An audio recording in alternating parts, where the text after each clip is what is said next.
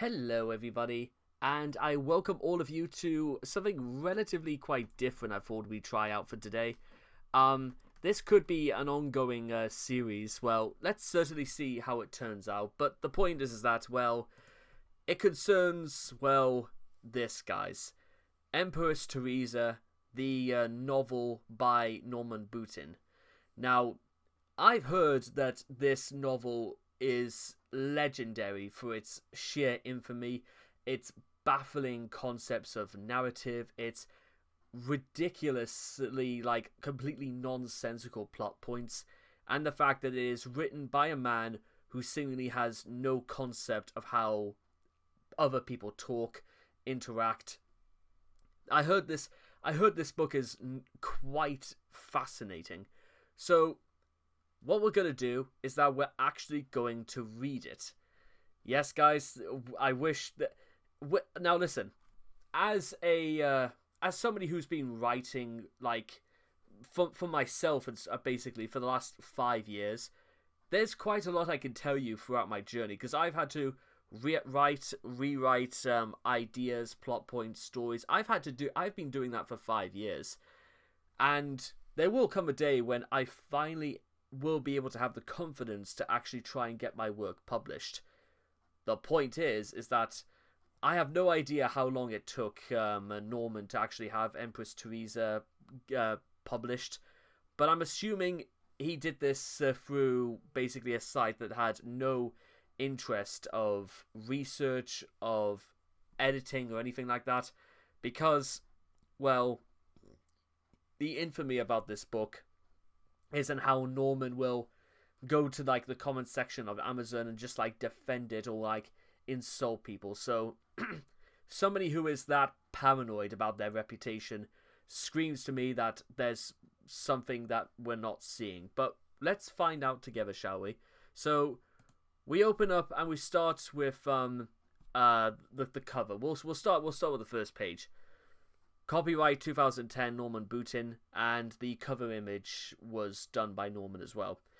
This book is a work of fiction. Any resemblance to actual persons or events is a coincidence.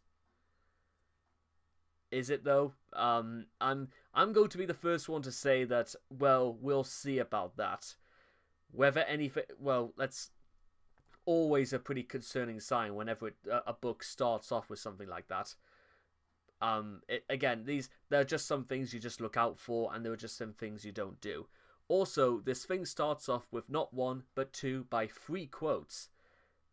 That's a little bit overkill if you ask me, but let's go through it. I'm very simple.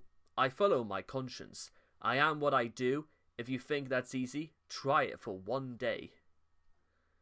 Emperor Theresa Elizabeth Sullivan Hartley, the World Empress.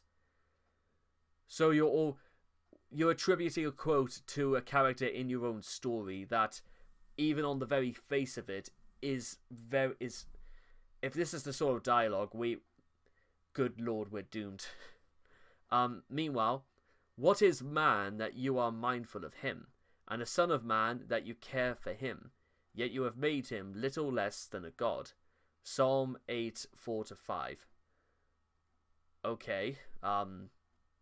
Well, we'll wait to see what. Also, notice how there's a sizable gap between this, and there isn't a gap between this. There should be a gap there. So already the layout for this is already that we're not off to a good start, and it's the sort of thing that makes me think, well, yeah, ebook converter demo watermarks. It leads to me to be believed that this Norman didn't go to Penguin or Penguin, well, to Penguin Books or anything like that, or any other major publishing house. Also, you can teach millions something more important. When the world falls apart around us, we look within ourselves and find ourselves. Okay, show us what's within you. British Prime Minister to Theresa Hartley. So we get another quote apparently from within the book, and apparently this one is just British Prime Minister. No names or anything like that? Is that this On it, I would have returned this book. I would have stopped reading by this point, but let's give Norman the benefit of the doubt that already this book is very, very bizarre. But let's keep going. Okay, chapter 1. I'm Theresa, the young daughter of Edward and Elizabeth Sullivan, and I hope it's not bragging to say I was cute as heck at age 10. That's what you're starting this off with? Really? Everybody in the family said so. I was the princess in the Sullivan clan of Framingham, Massachusetts, because besides being cute, I was a whiz in school and had a good disposition.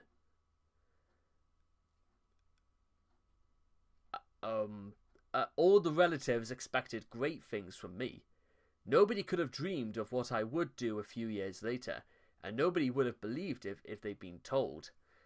Prime Minister Blair. So we can assume that this is... Well, actually, no, we can't assume that, because, yes, even though they're obviously meant to be referencing Tony Blair, few problems I have with that. That's because, Tony Blair resigned as Prime Minister in 2007, so when was this meant to be, like, taking place? Was this meant to be 2005, 2006? Because if we're going for the idea that this is meant to be set in 2010 or something like that, then it would have been either Gordon Brown or David Cameron. So already, and but mind you, they say Prime Minister, and they previously had said British. This book is already up its own arse because it has no idea what it's talking about, does it? Anyway, Prime Minister Blair said I'd still be remembered in 1,000,000 years. Did you catch that? I wish I didn't, but no, it is what you said.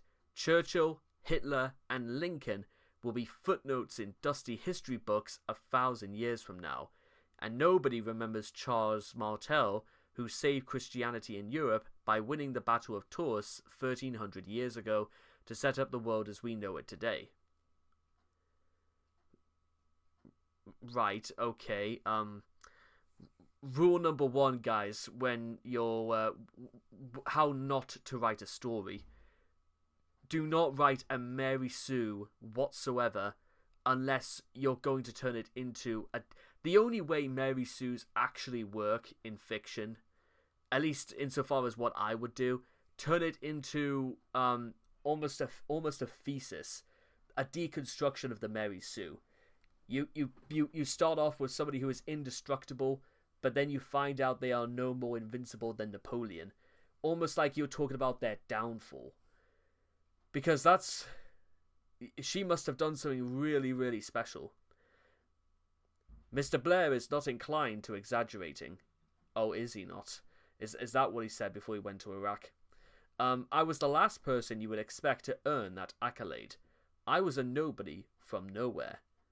When this story began, I was a little girl who didn't have much of a clue about anything. My job as a kid, was to figure out what the heck was going on and what to do about it.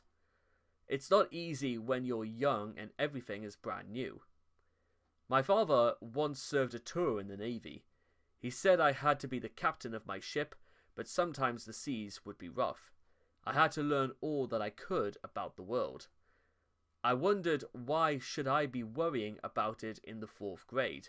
I'd soon find out.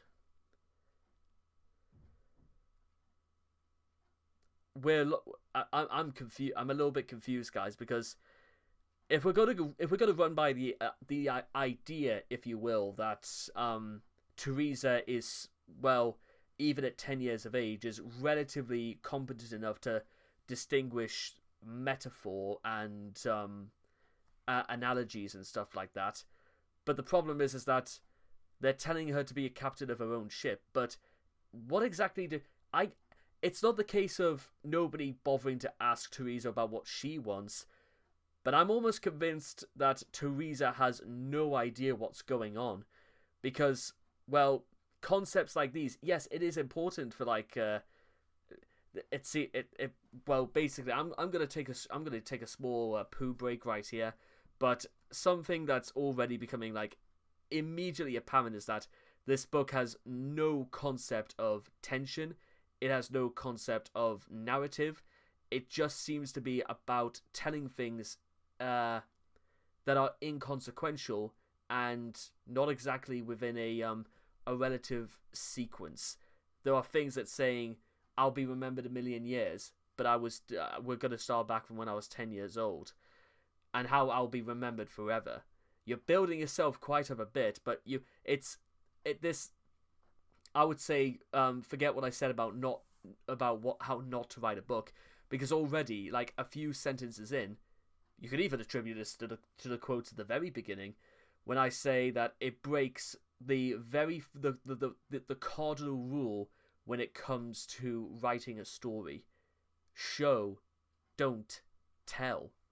Because this thing has been all tell and no show. So I'm going to take a break, and I'll show myself back in a few minutes.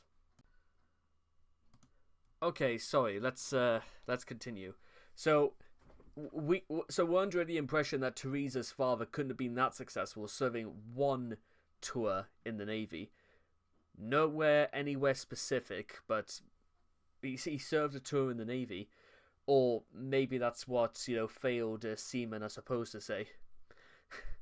Anyway, let's continue, shall we? We're lost in this confusing world unless we follow the directions of its maker. I did. It's the only thing that got me through. Everybody has pressures. There are two kinds. One is threats to your life and health. Well, that's less of a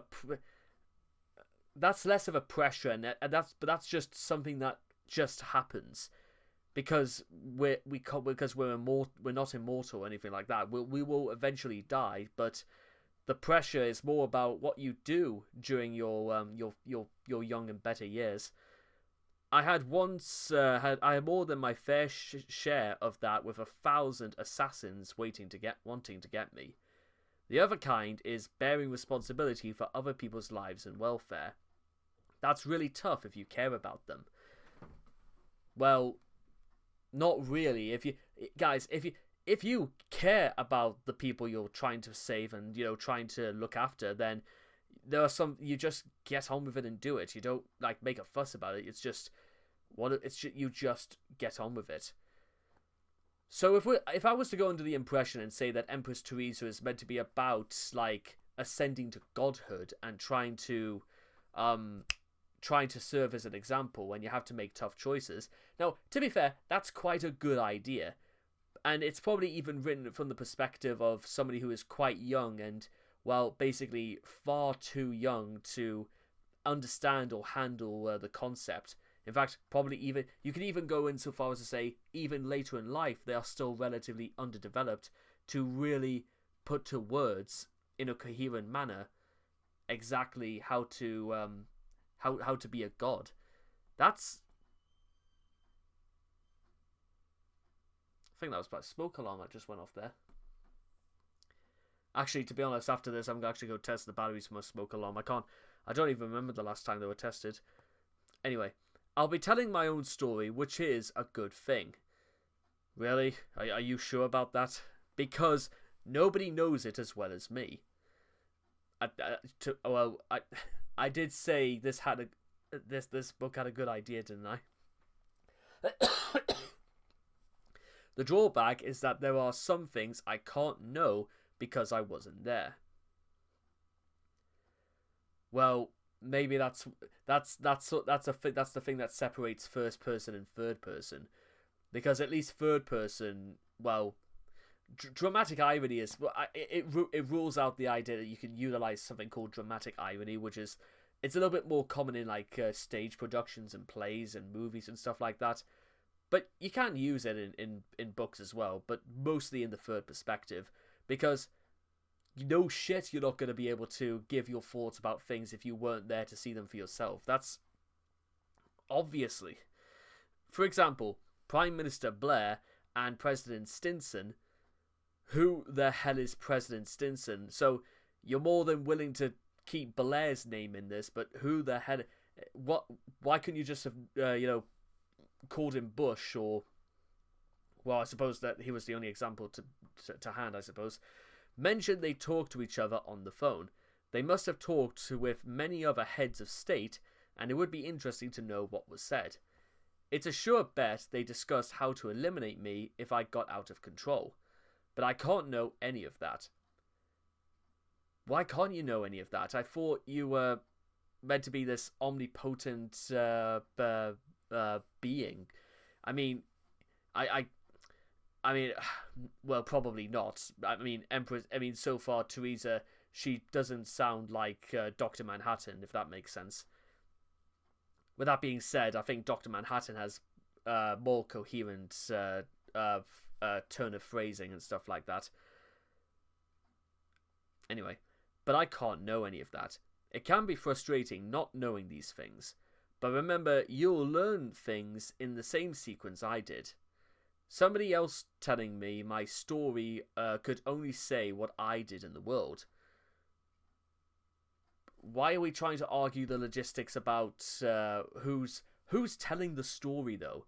Are we meant to have... Okay, so if they're now trying to communicate the idea that Theresa is an unreliable narrator, but why can't we just know that by, the way the story is told? Not because we're directly being told that Theresa is not perfect. Like, why can't we just find out these things for ourselves, as opposed to... Because guys, when you remove like any semblance of ambiguity in your narrative or in the way your characters interact or relay the story to you via the first person, it makes you kind of wonder, well, what are they going to tell us that's actually interesting or things that are actually new? Because predetermining, or rather, I think this is what they call precognition, where if you preemptively tell us everything that we will need to know that's important, that will affect every other major decision in the book, then it's probably no surprise that we're going to guess immediately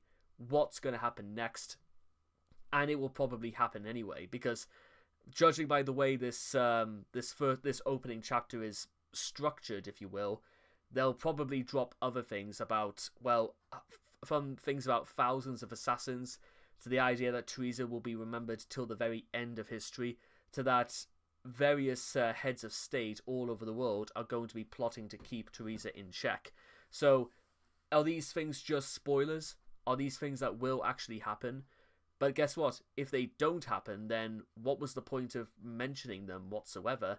Or if they do happen, then congratulations, you just spoiled things that happen later in the book for no other reason but to emphasize that Theresa is this all-powerful being, and that we should feel lucky that has this level of wisdom that, to be honest, is so simplistic that it's almost kind of stupid.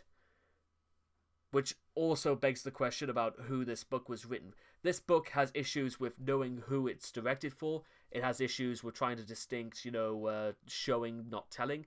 It has issues with cohesion, and it also has issues with what is the point of bringing it has issues in nearly all categories, and we're like a page and a half in, and I don't know about you guys, but this book's, well, how long is this book? Like 219 pages. Good lord. Anyway, let's try and carry on with this. Somebody else telling my story could only say what I did in the world. I think that would be called an unbiased perspective.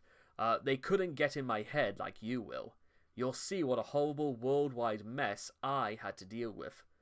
My story began quietly with no hint of what was coming. I'm sure there's probably slightly more poetic ways you could have phrased it, but how about something like, on the evening our story begins... It begins like many other stories of this nature, relatively uneventful, but one no one could surely predict. Just something like saying completely out of nowhere, something like that. I was at home. This book is going to drive me mad. I was home with my 17-year-old sister Catherine, who was old enough to be my babysitter. no, I take that back. This book is already it's pissing me off because this book was written on the first go, wasn't it? There was no second or third draft with this because this is how it opens, by the way. So what does the rest of the book look like? She made it possible for Mom to go back to her part-time job without leaving me alone. Catherine hadn't been a whiz in school like me, and she was thinking of going to one of the many trade schools around Boston after high school. Mom and Dad said I should go to college. What, right now or when you get older? Because this book is so confusing. Oops. Before going on, I have to mention an odd incident that happened 6 months before I was born. Do you have to? Mom was raking leaves in the backyard when she noticed a fox sitting on its haunches 10 feet away. It was staring at her. A metal rake is a good weapon against a creature as small as a fox, and Mom held her ground. Wow, Theresa, before she was even born, already sounds like a dumb blonde. For saying what it. Please tell me this means anything because if it doesn't, I will literally throw the book at Norman, and I don't even have a physical copy of this book on hand. Maybe for the best. This strange event. After 5 minutes, the fox walked away. This strange event seemed unimportant. My parents forgot about it for 18 years. Okay, now I can be... Thank you, Theresa. Now we can actually get to the story. I would have put the book down and never looked at it ever again after reading that, but there you are. Our house was next to a pond close to the river where all the neighborhood's kids spent many happy hours looking for turtles and frogs. Yeah, because, a pond, it would have served as a perfectly natural habitat for turtles and frogs because, again, while we're here, I just want to say about this section right here about talking about rule number 2, guys. Unless it is absolutely necessary to what is going on, do not include anything that is not necessary. Because if it plays no role whatsoever, then all you're doing is just wasting time. Our house was next to a pond. Anyway, I was lounging on the deck reading a magazine, reading a book on the school summer list, which is a perfectly natural thing for 10-year-old girls to do, I suppose. Catherine was inside reading a magazine. Taking a momentary break from the book, I noticed a red fox walking along the pond's edge. It disappeared behind the little patch of woods which Dad let grow wild like most of the neighbours. This was very rare. Red foxes were never seen in broad daylight during the summer months. It didn't happen. Do you mean that as it metaphorically or literally did it not happen? Because it's a little bit hard to tell the difference. Then something really amazing happened. It came out of the woods and walked towards me. Wow, we're only on page 3. Oh, God help me. I kept still and waited to see how close it came before noticing me. It was 60 feet away, 40, 20. By now it was clear it was looking at me. I considered, but you said it was walking...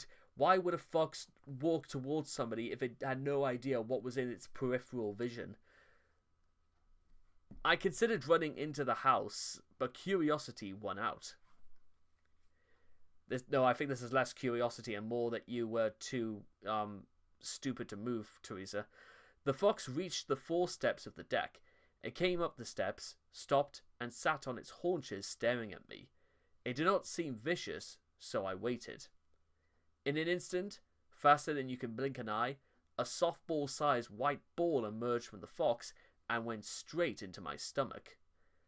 I screamed and ran into the house. The fox ran away. I slid the glass door but closed and locked it in just in time to see the fox disappear in the woods. That should have read, I slid the glass door closed and managed to look outside just in time to see the fox disappear. "What did you scream for?" asked Catherine, who walked into the kitchen. "There was a fox out there." "He won't hurt you," she said, and went back to the living room. Wow, even the dialogue between characters is absolutely dreadful. I stood at the glass door for 5 minutes watching for anything else that might happen. At last, I thought it was all over. I went into the living room to sit down and think. What was that white thing? I couldn't come up with any theory. It was nothing I had ever seen on those television nature programs. Perhaps it was a daydream from not eating enough. Mom had warned me about that. At age 10, I was already conscious of my weight and tried to stay skinny. I should eat something. I went into the kitchen to prepare an early lunch of fried eggs, a strip of bacon, toast, and milk.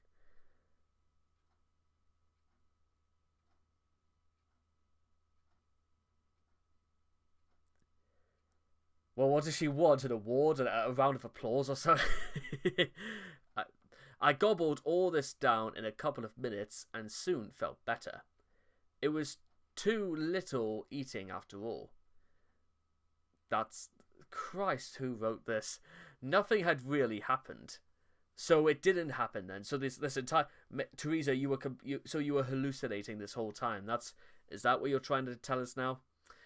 Nothing had really happened. Satisfied, I walked back into the living room to find something else to do. I turned on the television and watched the late morning talk shows for a while. I heard fire trucks in the distance blaring their deep-toned sirens. These trucks could be heard from a mile away. They were coming closer and closer.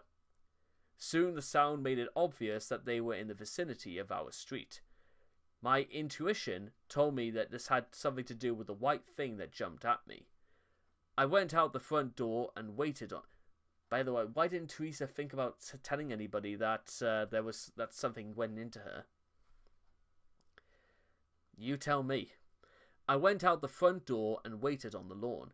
The sirens were very close, and yes, they were turning into the street. A tanker truck and a small ladder truck. The two vehicles went halfway down the street and stopped. Already people were coming out of houses to watch the excitement. The yellow fire engines, I should say, but when has a fire engine ever been yellow? I thought there was a very good reason why they're red. Because, fire, red, you sort of put one and one together.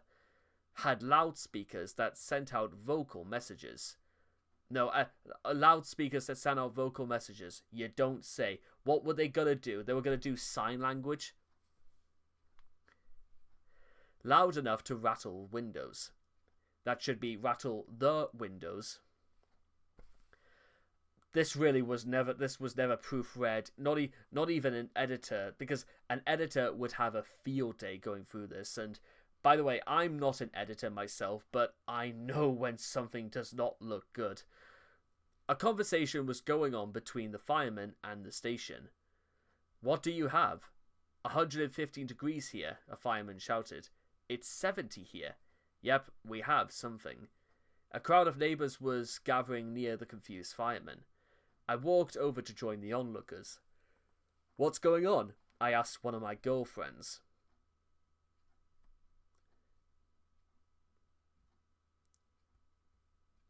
Right. Oh dear. "They're looking for a fire," the girl's father said. "The temperature jumped up in a few minutes. Somebody called the fire department." It was hot. It was nice a little while ago. I thought it over. A fox appears in daylight, which never happens. It comes up practically to my feet. The white thing jumps into me, and the firemen look for a fire that doesn't exist. All this happened within an hour. There had to be a connection. Before long, the fire chief arrived in his yellow sedan. A yellow sedan. What place are we living in right now? Are they just... Everything is yellow in this part of Massachusetts. Actually, to be honest, there is a connection. Norman Boutin is trolling us, and he is just taking the piss. That's all I got. He asked the lead fireman if anything had been found. Then they walked over somebody's property to look at the pond. Nothing there. Could it be a ground fire? The fireman asked the chief. Not likely with water over there unless there's a rock ledge underneath. We have to check it out. Thermostat probes were brought from the station, and firemen spent the rest of the morning pushing the probes a few inches into the ground to check the temperature. Right, okay, so apparently these guys saw the movie Volcano and thought that was like based on a true story. Was it called Volcano? You know, it's the one where Los Angeles is, completely destroyed by lava. Pretty self-explanatory.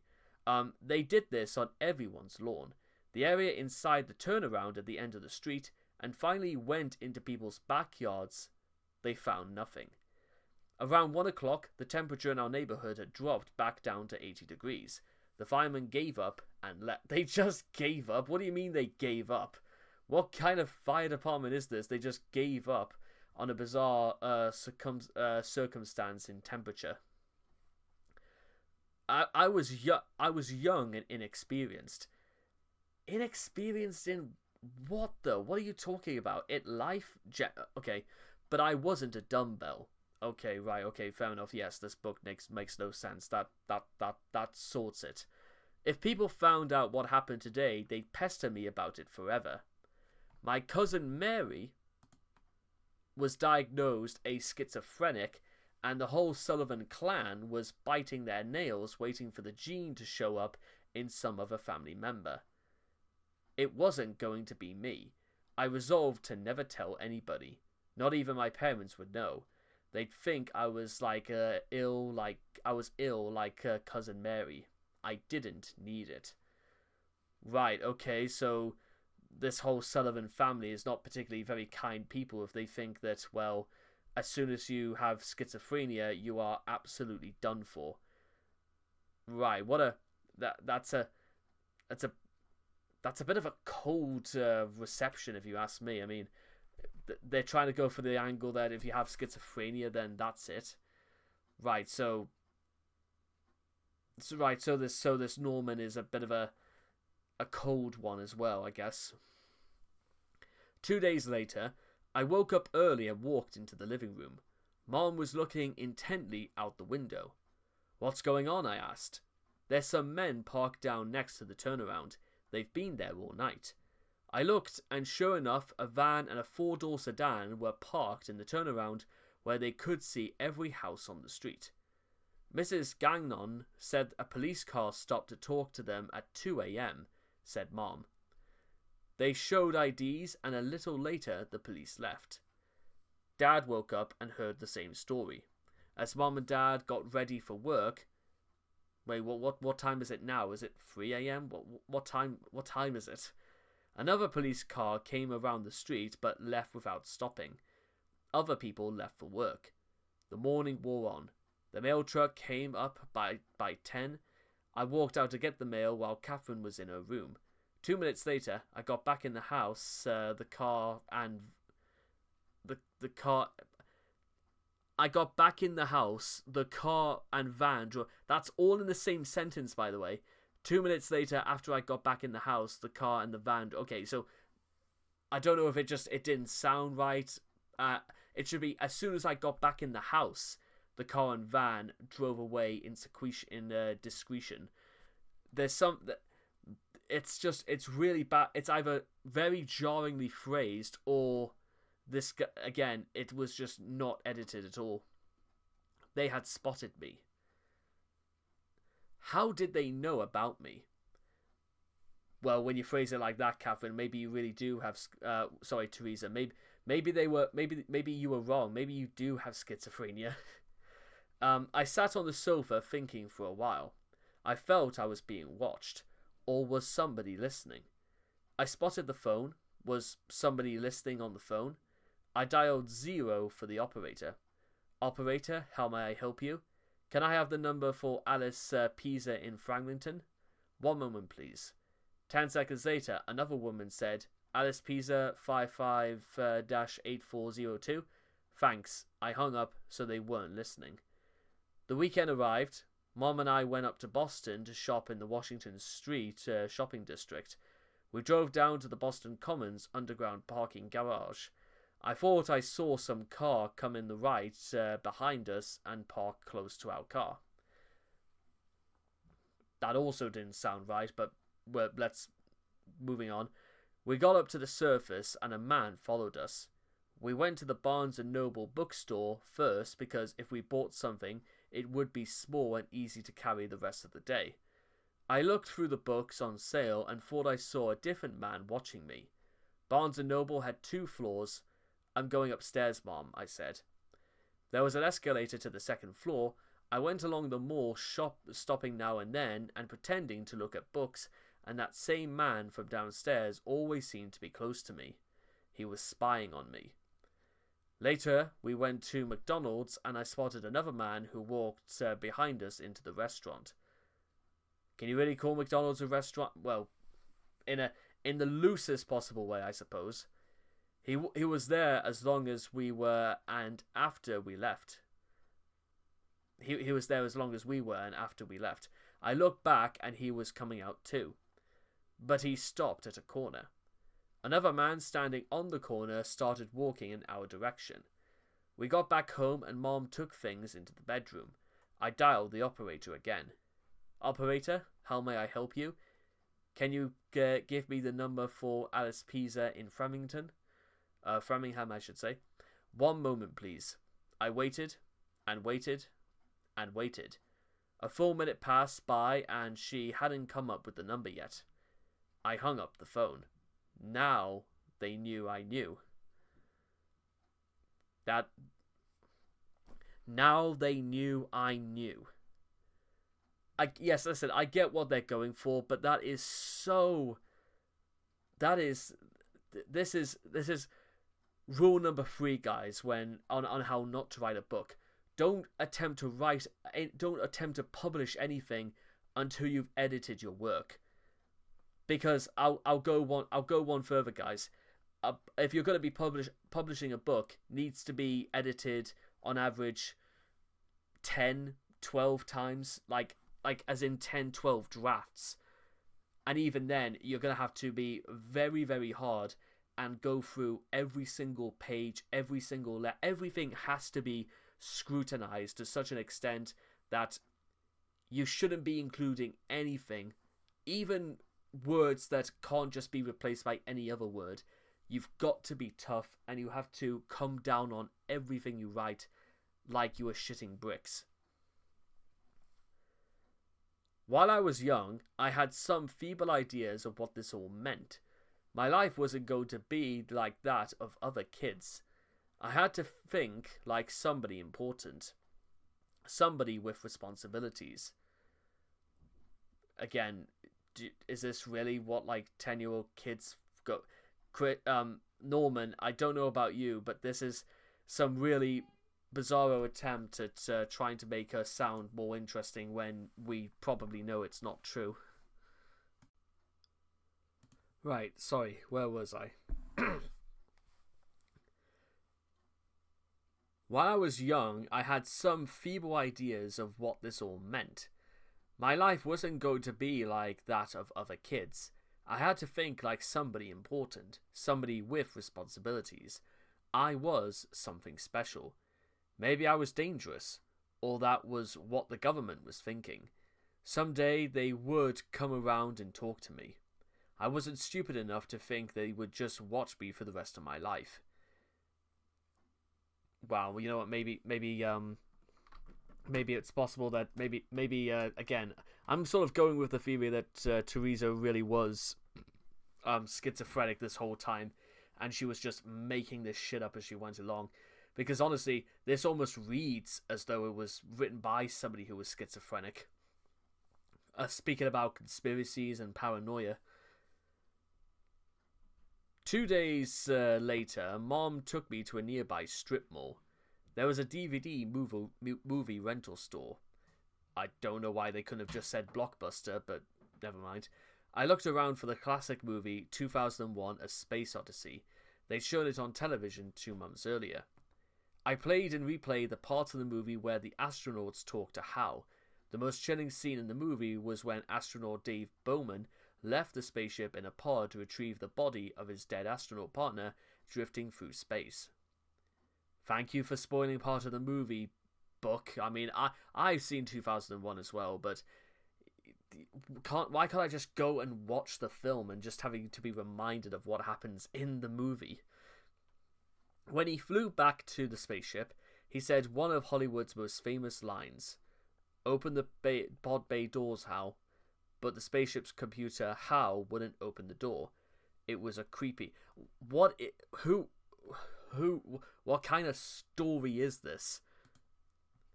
The summer days rolled by. I saw the Watchers following me everywhere. Mom did most of the grocery shopping on Saturday, and I usually went with her because Catherine wandered off with her friends. Wandered off? What do you mean wandered off? Did she just like fucked off and just got on with it? I usually went with her. Anyway, I went down while Mom was talking to the meat counter clerk, as you do. I went down the breakfast cereal aisle to choose something. "Hi, Theresa." Some woman I didn't know was standing next to me. She looked to be in her early 20s and had a friendly smile. "Hi," I said with a young kid's okay, this is a new one for me. Tactinuity. What do you... Do you have a cell phone? Yeah. Call me when you're alone. Okay, so you just randomly go and ask a child to ring them. That's not creepy. She handed me a piece of paper with a phone number. The woman knew that I knew about my watches. And you could just tell that because she told you to ring her when you were alone. Okay. I had often stared at them, so this woman also knew I had to think she was one of them, and I had to be curious enough to talk to her. That's quite a bizarre leap of logic, if you ask me. When we got back home, I went to my room and called the number. My curiosity about the Watchers overcame my wish to keep Hal's secret. I wanted to know how they knew about me. The woman answered. Her spies must have told her I was alone, or I was home. "Hi," said the cheerful woman. "I'm Jan Struffers from the United States government. Are you alone?" "Yeah, are you?" "You know I'm not. There are 20 people with me in this room. Can we talk?" My childhood was over. All I wanted was an ordinary life like everybody else. It looked like I wouldn't get it. "What are you talking about, lady?" No, Theresa, you did not. No, what are you talking about? No, that's not. No, you didn't. You said earlier, you said you felt like you had one, you thought you were special than other kids and that you had to have responsibilities and shit. You did. No, that is not true though, was it? About what? About your little secret. We know it. I thought about that. Everybody had secrets. Talking to this woman wouldn't be admitting mine. Something happened to you to make those fire trucks come to this neighborhood. You were giving off a lot of heat. We know you were because we saw it all around you. So why the government decided not to just, talk to her, or why they didn't why they didn't just do it when this was going on is something we'll probably never understand. Also, if all of this heat was coming off Theresa, surely members of the family would have been able to have sensed this as well. Because, if you give off heat, then other people will be able to... This book makes no sense. Nothing about this book makes any sense. I could cry about it. Rule number 4, guys, on how not to write a book. When nothing that happens in your book makes any sense because other people can see the flaws, well, that's when you go straight back to the drawing board and you start again. They say that Pixar's philosophy when it comes to writing films is that the first idea they ever come up with, they scrap it and they try again. Because you're never, ever, ever going to get anything right on the first try.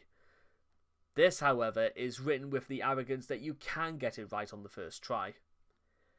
I don't have to tell you anything, do I? Jan Strutters maintained a friendly attitude. No, you don't. but it will make things a lot easier if you tell us something. We're not going away. Well, I don't really feel like that's how the government will work. I don't think they particularly I don't think they go through the process of strong arming people.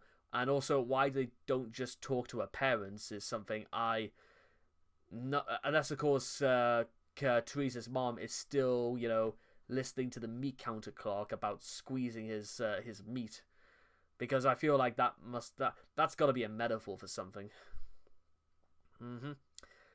We will be spying on you from now on. That's not how that works. We have to. What happened is very important.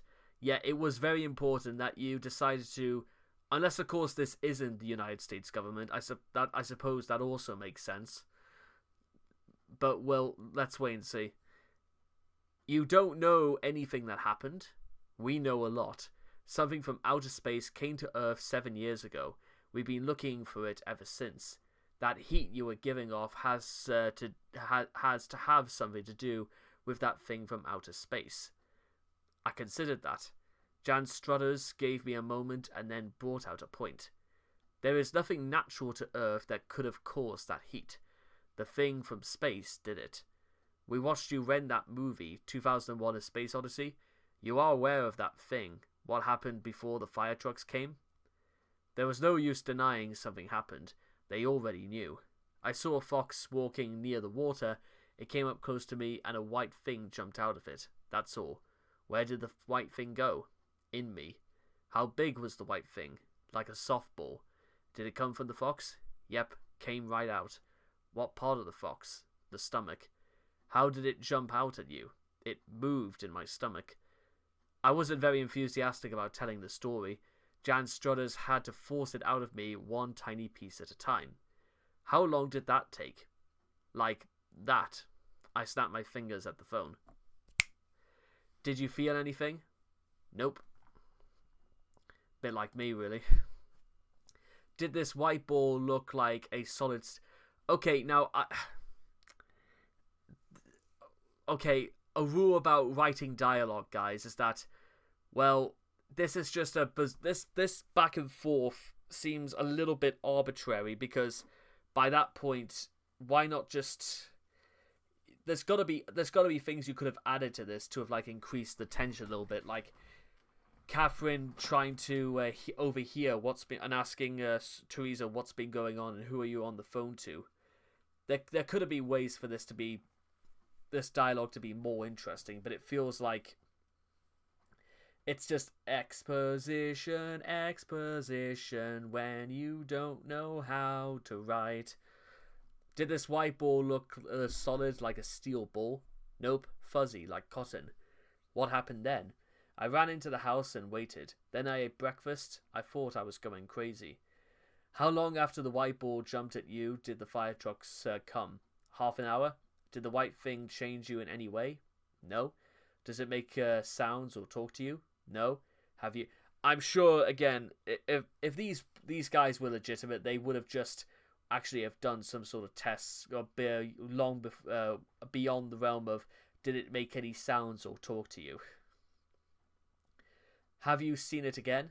No, it's like it went away. How long have you been eating? How have you been eating? Like I always do. Jan took a break to think what else she could ask. This was the most important interview since Moses came down the mountain. What?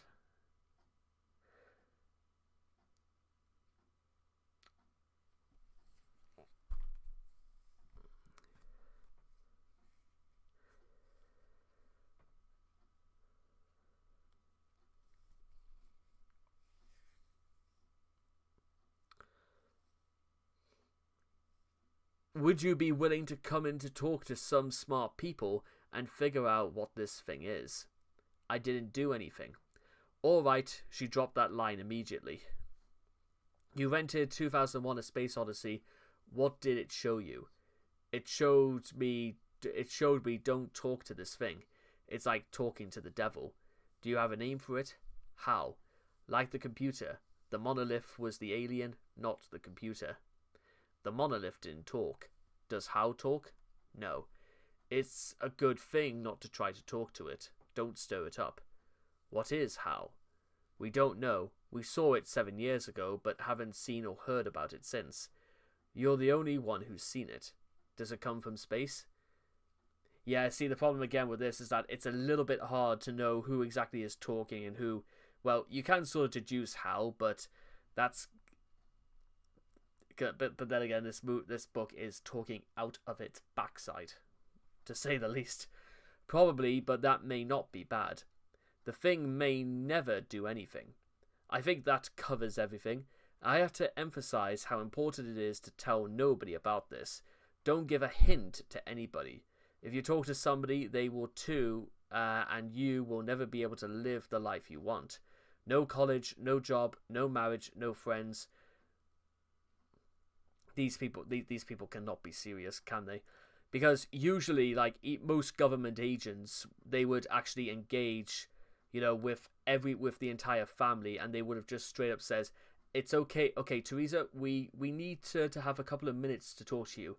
You're not in trouble, but we just need to ask you a few questions." Because that even then, even government agents in stories like these, whatever this story is turning out to be, they usually want to be on quite good terms with trying to gather information about certain bizarre events that have no real explanation. Not by straight up saying that no college, no job, no marriage, no friends. You'll have to stay at home all the time. This is the last thing we want. A lot of people are trying to keep this secret. What if one of my watchers talks? Most of our people don't know why they're watching you. Only the people at the top know. I'm one of the few people who knows you give off heat. Without knowing that, nobody can prove you have anything to do with how. That's the biggest secret. Without knowing about the heat, they can't spot you or suspect anything. Well, what about on a heat scanner? Would they be able to notice where the heat's coming from? Don't those 20 people know about me? Very good, Theresa. I'm impressed. These people are top-ranking officials from the Defense Intelligence Agency. Your watchers are people hired from outside. They know nothing. So, unless they've actually got grants to be there, they can be...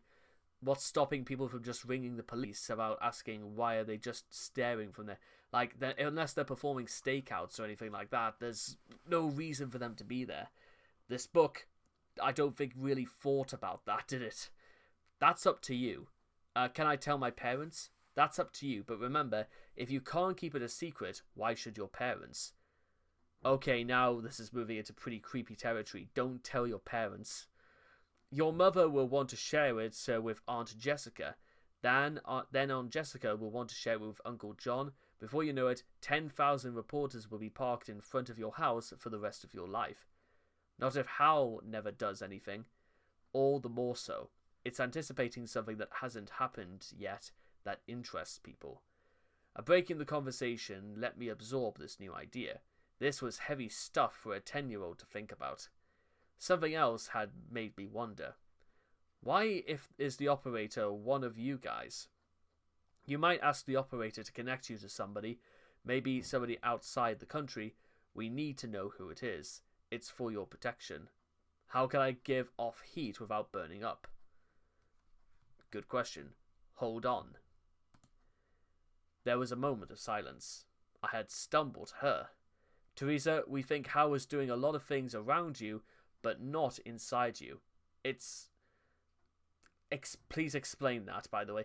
It's like you're in a party. A lot of people are dancing around you, but they're not making you dance. That sounded reasonable. Did it sounded reasonable? No, it does not. Okay. Well, I'll leave you alone now. Thanks for talking with me. Yeah, thanks a lot. Call anytime you have questions. She hung up. I'll bet the 20 people cheered her for doing a good job. Nah, did they fuck. There it was. They tapped the phone and watched me the whole time. And they knew I was being watched. But I said nothing to Mom and Dad. What must the spies be thinking about that? In a moment, I realized Jan Struthers hadn't asked me if I told anybody besides my parents the secret. They knew I hadn't. How did they know that? One day, I woke up at 6:30 a.m., tumbled out of bed, and changed to jeans and sweatshirt before my groggy eyes cleared and I noticed an orange spot in the middle of my field of view. It was right there, in the exact middle, no matter where I looked. I hadn't noticed immediately because it was small. It was like an orange golf ball at 40 feet. I put on shoes and walked to the living room. The orange spot was always there. I went out into the backyard. Likewise, the little orange ball was always there, even when I looked up at the sky. Hal must have had something to do with it. "What is that for?" I whispered. A few days later, I was working in the tiny garden I kept in the backyard. I like to grow pumpkins. Pumpkins are usually, they can be quite big, so you're going to need a little bit of a larger patch of garden for that, which they were fairly easy to grow. Okay, ignore my logic then, I guess, from somebody who knows nothing about growing pumpkins, and would grow 8 plants a year in the small plot. The plants now had vines 3 feet long with little 1-inch pumpkins. This book continues to it sprouts shit like its life depends on it.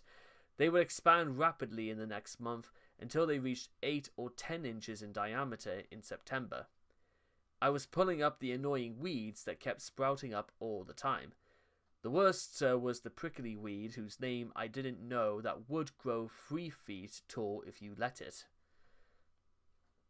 I used a hand spade to dig one of the prickly weeds up by the roots and felt a rock.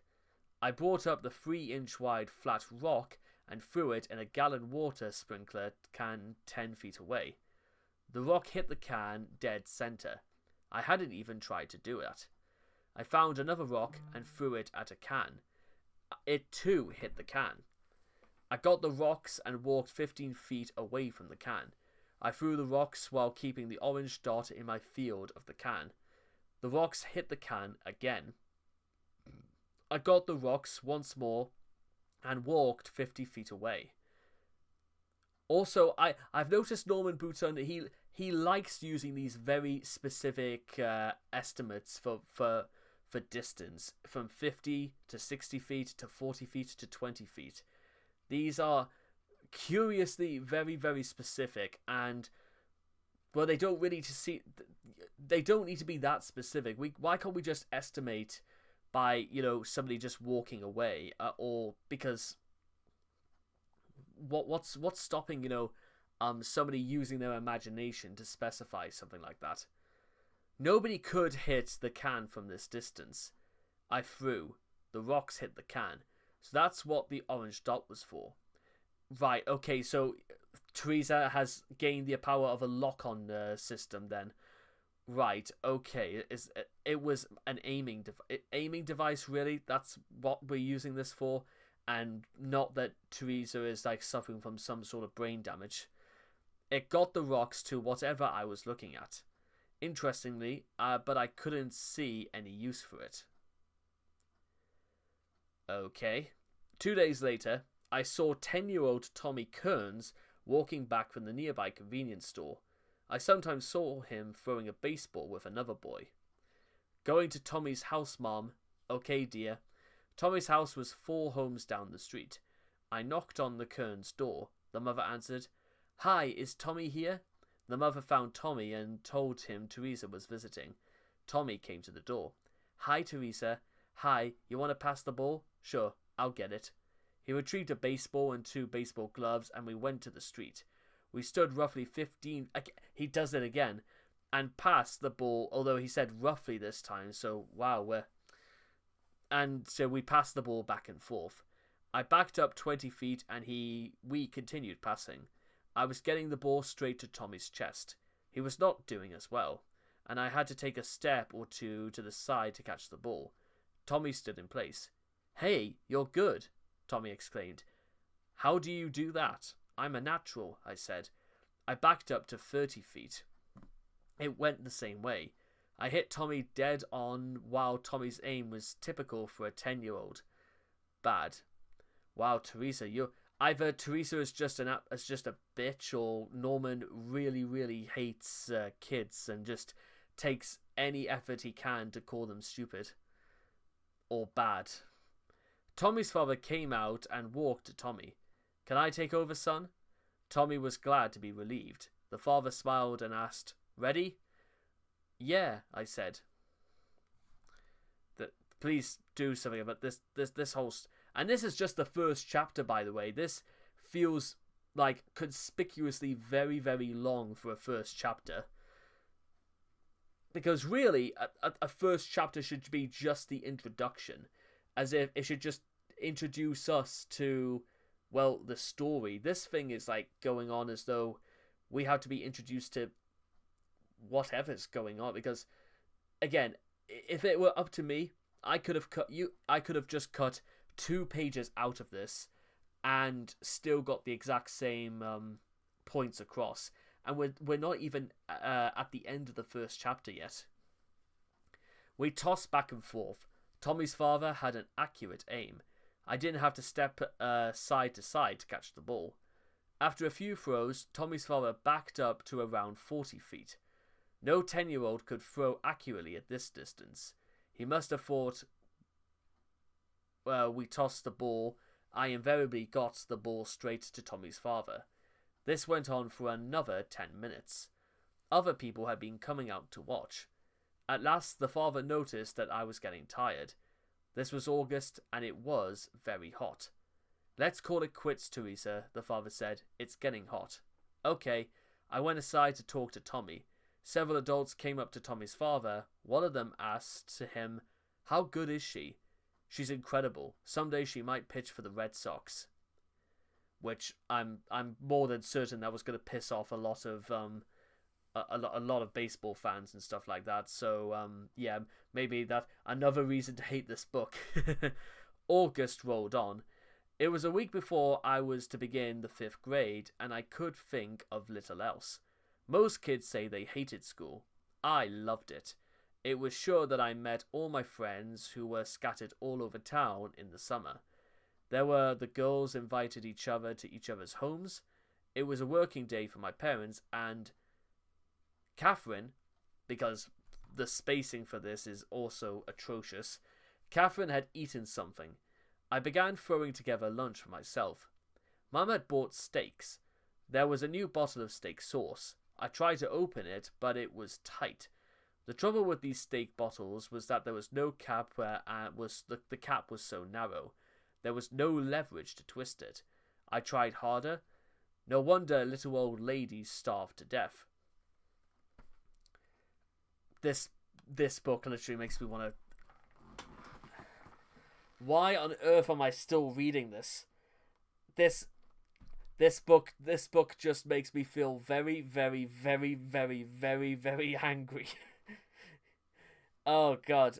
So I apologize, guys. Listen, but as I said before, I've been trying to write professionally for 5 years on stories of my own, and it's almost become a little bit of my job in some ways. And guess what? Daddy's job makes him very, very angry. Oh my god, this.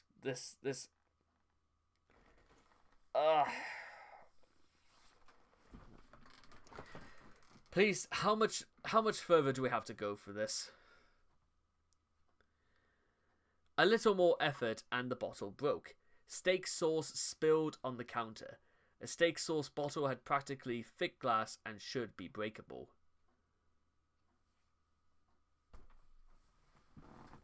What a surprise! You can break glass. Someone out there is taking the piss. I cleaned up the mess and put away the rest of the food. I wanted to think, how had I broken the thick glass bottle, which not even a strong man could have done? Did I have a lot of strength? I looked around for something to lift. The living room sofa was the heaviest piece of furniture in the house. I lifted one end of it easily, but so did Dad. How could I tell how strong I was? You want to know how this actually reads, guys? I'll be honest. This reads like Matilda if they got every aspect of Matilda wrong.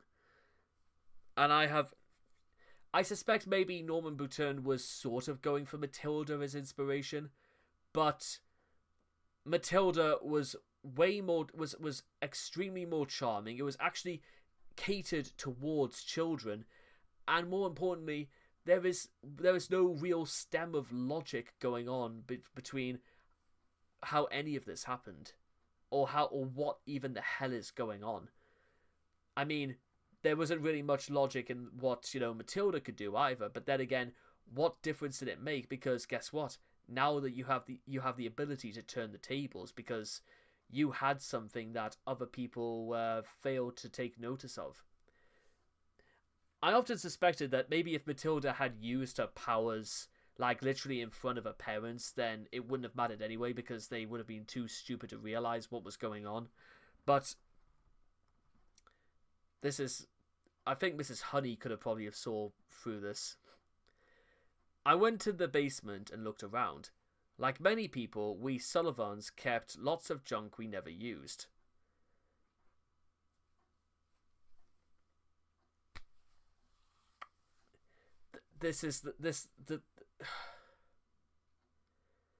I rummaged around and found 2 complete sets of old lawn horseshoes. Grabbed a horseshoe with both hands and tried to twist it. At first it didn't change, but as I applied more force, Hal seemed to get the idea. The horseshoe bent easily. The next morning, I approached Mom. "I want to see Father Richard." She spun around in her surprise. "What about?" "I can't tell you." "Honey, you can tell me anything. Maybe I can help." "I can't tell you." Mom was worried. Something serious must be going on, but even at age 10 I had certain rights to privacy.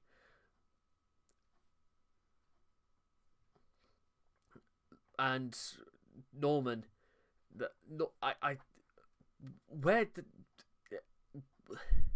all right, dear, I'll drive you. On the drive through the living room, I picked up a burlap shopping bag used by environmentally conscious people who didn't want paper or plastic. How much longer are we got to go on? Because this is written absolutely. This is like, oh my god! Look how far we've still got to go to chapter 2, and well, let's. Okay, whatever. We're almost there. On the way through the what's in there? Mom asked. "Horseshoes." "Why are you taking those?" "It's a secret." Mom was really worried. She made a quick call to the rectory to make sure Father Richard Donaghy would be there. We drove the 1.5 miles to the rectory and were met at the door by the smiling 29-year-old priest. I knew I could trust him to keep my secret. Priests were supposed to be beyond salvation if they revealed a secret, or something like that. That's what I thought then. "Ah, Theresa wants to be a nun," he joked. "She won't tell me what it's about." "Oh," he got more serious. "Do we all talk together?" "No," I said. "Me alone." "Very well, Mrs. Sullivan." He indicated the living room, which served as a waiting room. "This way," he smiled, showing me to his office. Father Donaghy sat at his desk, and I sat in a chair in front of him. "Now, Theresa, what's on your mind?" "I have to show you something." I took 3 horseshoes out of my bag and stacked them together. The ends had small bends, and I had to arrange the horseshoes with one advanced over the other below, so that the rest of the structures would lie flat on top of each other. Then I grabbed all 3 shoes at once at the ends and started to twist them. I applied more and more pressure over some 15 or so seconds until I did succeed in bending the horseshoes about 50 degrees. I put them down on his desk. The priest thought it had to be a trick. He picked up the horseshoe and tried to bend it with all his strength. It didn't budge. He tried the other 2 with the same result. It was no trick. I had bent all 3 at once. He tried to remain calm as I waited patiently for his comment. The thought of diabolic possession had to be the first thought that came to him. Really? That's the first thing he thought about? Possession was often manifested by super strength. He managed to say, "How did you do that?" "I have something from space. The government knows about it. They watch me all the time. They follow me. I saw them." "When?" "When we came here. Mom doesn't know." "They followed you here?" "Yeah, they're in the green car." I pointed in the direction of the parking lot. He got up and looked to look out the window at the small parking lot.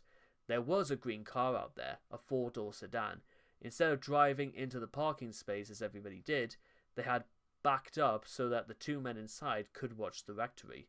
There was a blue car next to its similarity backed in to watch the rectory. This car had a male driver and a female passenger. "Can you wait here a minute, Theresa?" "Yeah." He went outside. The window was open in the heat, so I walked over to listen to whatever I might hear. When Jan Struthers saw him, she instantly got out of the blue car and quickly walked over to him. "These men don't know anything. Only I do. What did Theresa say?" "I'm not at liberty to say. It's not the usual stuff. It isn't. It's critical you tell no one. Theresa will be the first to suffer. People will come after her. They'll kidnap her, kill her, or worse." Hard to know how you could go even worse than kill her, but, well, let's try not to go there. I mean, with everything else this book does piss poor, I suppose, well, ambiguity might be up there as well. "Who are you?" "I work for the American government." "How many are you there?" "Hundreds." "That's a lot of people. Do you understand how important this is?" "I'm beginning to." Father Donaghy thought things over for a moment. "I'll need to tell the Cardinal." "Why?" "Theresa needs one person she can trust. I need the Cardinal's help to stay close to her wherever she is." "All right, but it goes no further. Don't call him on the phone. Talk to him in person." Jan Struthers walked back to her car, and he returned to his office. Though, with that being said, why Jan didn't just, walk with Father Donaghy to make sure that Donaghy was doing as he said is a pretty good thing to praise, but whatever. "I'd like the Cardinal to come here and talk with you sometime. Is that all right?" "Sure," I said. A meeting was arranged with the Cardinal. It was concluded that there was no diabolic possession. I was a perfectly normal good girl. My story, confirmed by the brief visit of Jan Struthers, had to be true no matter how amazing it was. I did so well in the 5th grade, it was decided I'd skip the 6th and go straight into 7th. Wow, they don't half make... this is a Mary Sue story, and this is, well, literally the only way a Mary Sue story could go, by claiming that she's perfect, and that's about it. I would graduate from high school at 17. Part of the decision to let me skip a year was my hair. Fuck off, did it? It started growing very thick after Hal came around. I mean, you could grab a handful of my hair and feel like the weight, like it was wet. Mom was sure this was a sign of my change of life, and I needed to be with girls my own emotional age.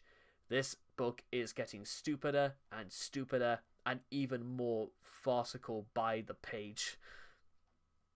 Just in this section alone, this book has gone into the realms of absolute insanity. I'm no exaggeration either. This book is just absolute madness. Yeah, well, I was growing up fast, but it wasn't because of hormones. I was worrying about Hal, and so were a lot of others. Jan Struthers walked by me sometimes in a store or someplace when Mom and Dad were out of sight. Well, maybe they shouldn't be out of sight then. She asked how things were going and asked was there any news about Hal. I never told her about the orange spot in my eye field. In my field of vision, that should read, but fuck this book, I guess. Or the strength Hal gave me. They'd haul me off to some laboratory. One time I asked how many people were watching me. 400, she said. The exclamation mark should be at 400 and not at she said. It takes that many people to watch somebody 24 hours a day without being noticed. It would be easier if I lived in an Iowa farmhouse. They could keep an eye on me from a distance, but when Mom and I went into Boston, 150 watchers had to spread out to keep an eye on me. It would be just as bad as I went into high school and moved around a lot. Jan said, I suggested we just give you $10 million if you promise to stay home. They turned it down. They were right. I wouldn't stay home. And believe it or not, guys, that's just the first chapter of this book. How many pages? I can't even tell how many pages were on this, but wow, that was just painful. That might have been one of the single hardest ways in which I had to decipher a book's plot I've ever come across, because this doesn't read like a book. This reads like somebody who thought one day they could write a book in one go in probably less than a week, because this book has because nothing about this book makes any sense. The dialogue is really badly put together, and it reads, and I've seen this many times before, like a story that was just written in one go, without any forethought about editing, or it doesn't even sound logical even at first glance. And this is just the first chapter. But with all that being said and done, chapter 2, hooray, coming at you next time. So take care, and bye-bye for now.